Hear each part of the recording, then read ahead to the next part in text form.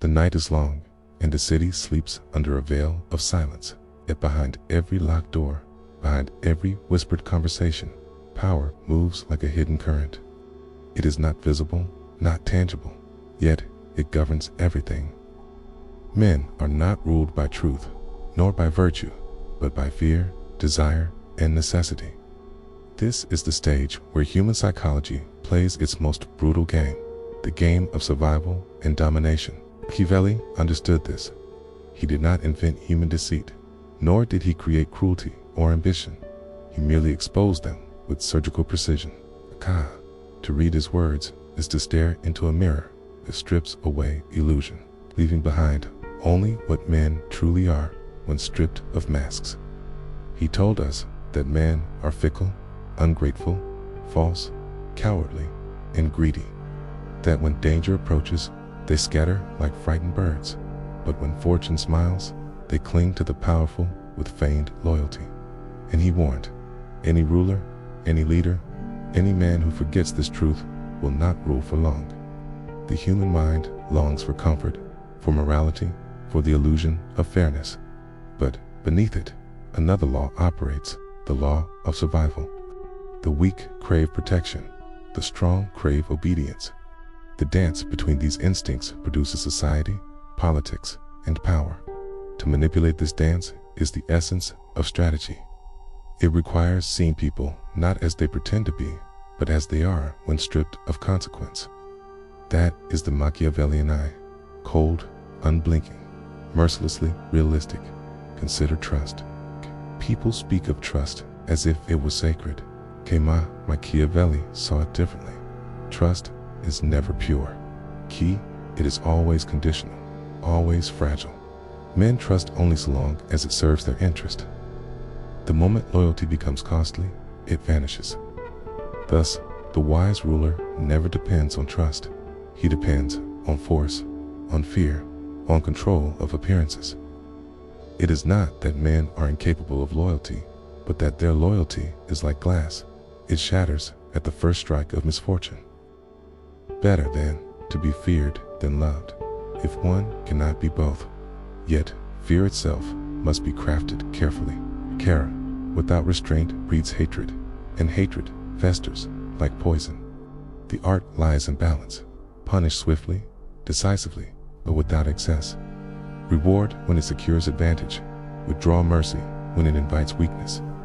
A leader who understands this controls not just bodies, but minds. He shapes the inner world of his subjects, training them to anticipate his strength and dread his wrath. This is not cruelty, it is calculation. But what of appearances? Here lies the most dangerous truth of all. Men judge more by what they see than by what is real. The ruler, the manipulator, the strategist, all must master the mask. It is not necessary to be good, only to appear good, to cloak cruelty in justice, deception in honor, ambition in service. A man who clings stubbornly to virtue will be destroyed by those who do not. But a man who wears virtue like a costume can wield vice with impunity. Thus hypocrisy becomes a weapon, not a flaw. Every court, every company, every family even, is a theater. Behind the curtain, deals are struck, daggers sharpened, masks prepared. The audience never sees the blood. They see only the performance, and the one who understands this, the one who directs the performance, becomes untouchable. For people do not desire truth, they desire illusion that comforts them. To supply that illusion while pursuing one's own advantage is the highest form of strategy. This is not simply politics, it is human nature at every level. The friend who flatters you, the colleague who smiles while plotting your downfall, the lover who speaks of loyalty while longing for freedom, all play the same game. Machiavelli stripped away the romantic language of love, faith, and virtue, and revealed the machinery beneath. It's a machinery of fear, desire, calculation, and betrayal. To understand this is to awaken to the reality that most never dared to face. And yet, power is never permanent. Fortune turns like a wheel, lifting some to the heights and crushing others beneath its weight. Here, Machiavelli warned, lies the second great law of survival: adaptability. Those who cling to one method, one strategy, are doomed when the circumstances change. The fox who survives by cunning will be devoured when brute force reigns. The lion who rules by strength will starve when subtlety is required. Only those who change shape, fox and lion, dove and serpent, survive the turning of fortune's wheel. Human psychology is the battlefield. To understand how men react under pressure, how they reveal themselves when threatened, how they betray when tempted, this is greater than any army. Wars are won not merely by steel, but by anticipation, deception, and manipulation of the enemy's mind. The general who knows what his opponent wants to believe will defeat him without lifting a sword. The politician who knows what his people wish to hear will control them without chains. The deceiver who knows what his victim fears most will enslave him with a whisper. This is why Machiavelli's words still echo centuries later, because they are not bound to Florence or to princes. They are bound to the structure of the human mind. Strip away technology, culture, time, and we remain the same creatures of fear and desire that we were 500 years ago. The strategies of power do not change, only the stage upon which they are acted. But there is a deeper darkness. For to wield these principles is to stand at the edge of morality itself. One must ask, is it better to live by comforting illusions, or to see the truth and act accordingly? The man who sees too much, who manipulates too well, becomes feared, not only by his enemies, but by his allies. He becomes isolated, for no one trusts the master of masks. Thus, the Machiavellian faces a paradox: power without peace, control without companionship, victory without love. Perhaps that is why those who played the game best seldom rest easy.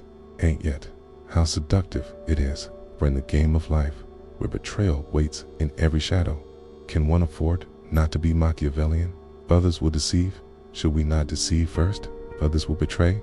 Should we not anticipate betrayal with calculated treachery? To refuse is to invite destruction. To accept is to embrace darkness. This is the choice Machiavelli places before us: remain innocent and powerless, or master the art of power and bear its cost. The mind hesitates. Conscience whispers of virtue, of justice, of goodness. But survival whispers louder in the silence of night, when the masks are off and fear presses close. What man will not choose his own safety over another's trust? What ruler will not sacrifice morality to preserve his state? And what soul will not betray virtue when virtue demands ruin? In this, Machiavelli reveals not a philosophy, but a mirror, and the reflection it offers is not flattering. The corridor grows darker as we descend further. The air grows colder, the silence heavier. Already we sense it. Morality is not the foundation of human society, but its decoration. The foundation is power. Rest is illusion. Power, once grasped, demands constant vigilance. To hold it is far more difficult than to seize it. For enemies multiply, allies grow restless, the people's memory fades quickly. Gratitude lasts but a moment. Ambition, envy, and resentment lasts forever. A man raised to greatness becomes the target of every concealed dagger. Machiavelli understood this eternal law. It is not enough to rise. One must learn to endure upon the peak without falling. Endurance requires a ruthless clarity about human beings. People admire virtue in theory, but in practice they despise those who cling to it too rigidly. The overly merciful ruler is soon mocked, the excessively generous leader soon despised. For generosity breeds expectation, and expectation can never be fully satisfied.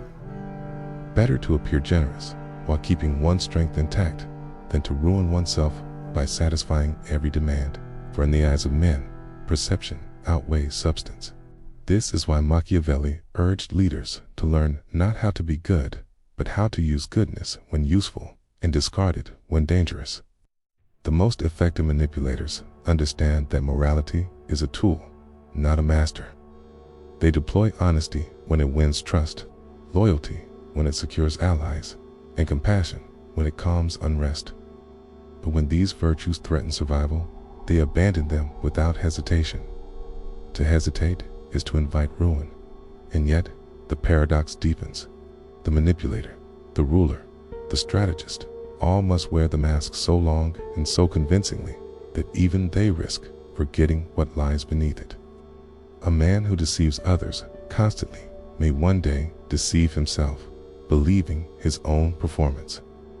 This is the hidden danger of Machiavellianism. The mask can become the face. When this happens, strategy collapses into arrogance, and arrogance invites downfall. Fortune waits for this moment of blindness, and with a single turn, she destroys the man who thought himself invincible. Fortune, that was the word Machiavelli gave to the chaos of life, the unpredictable storms that destroy empires overnight. He compared fortune to a river. When calm, it can be channeled, controlled, even exploited. When it rages, it sweeps away everything in its path. The wise prepare in advance, building dams and dikes, crafting defenses so that when the flood comes, they remain standing. The foolish ignore it, trusting in luck, and are drowned. Fortune favors the bold, but she spares only the prepared. This truth extends beyond politics. Every human being faces the river. It's a sudden illness, the betrayal, the collapse of opportunity, the shifting of circumstance. These are the floods of fortune. Most are swept away because they believed stability was permanent.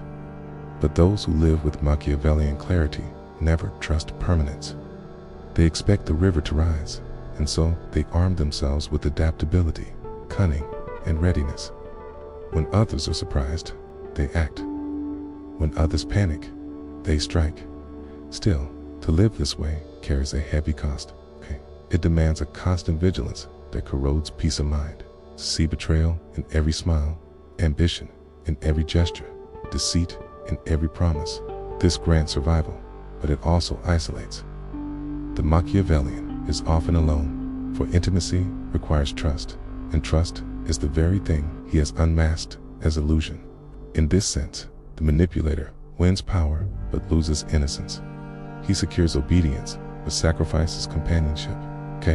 Perhaps this is why so many rulers die surrounded by enemies, feared but unloved, victorious but hollow.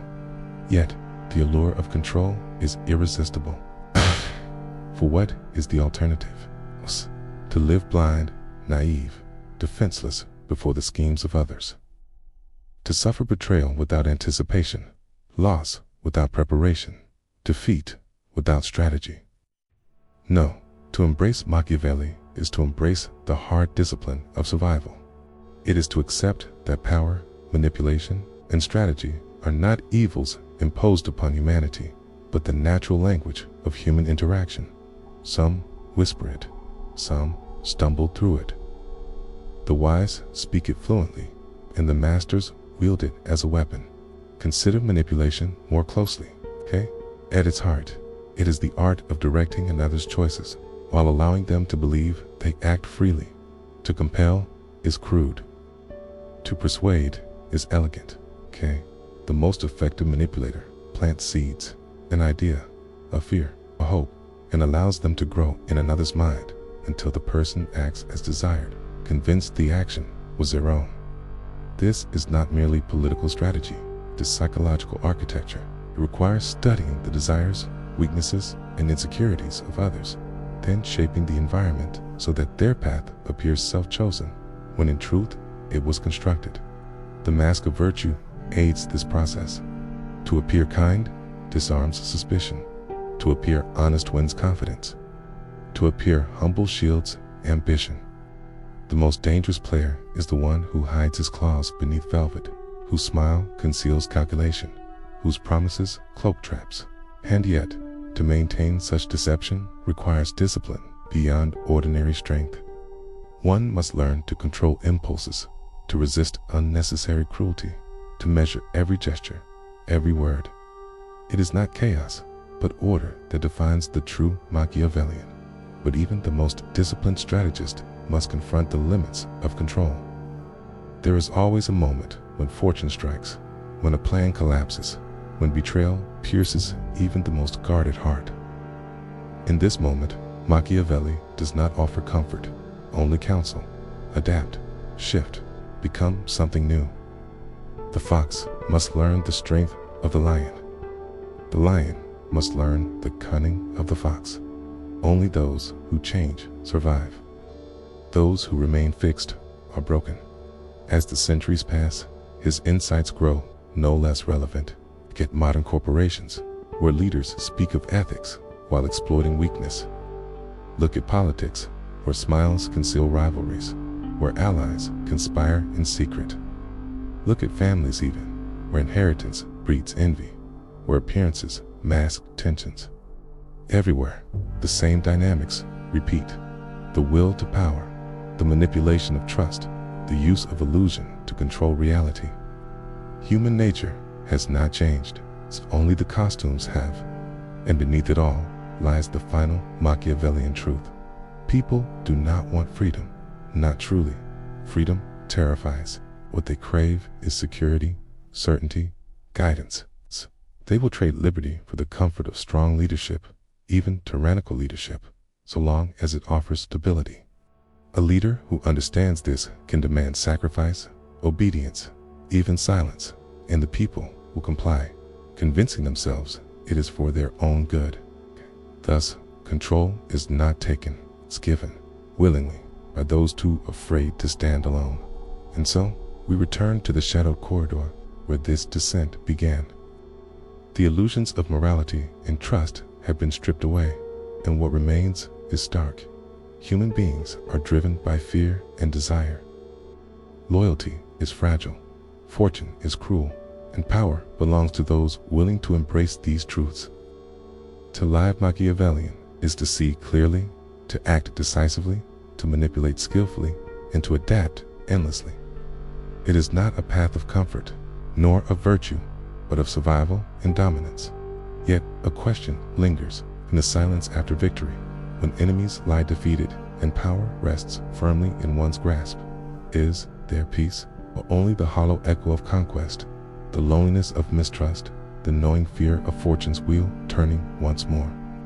Perhaps that is the final irony. The one who masters power never escapes its burden.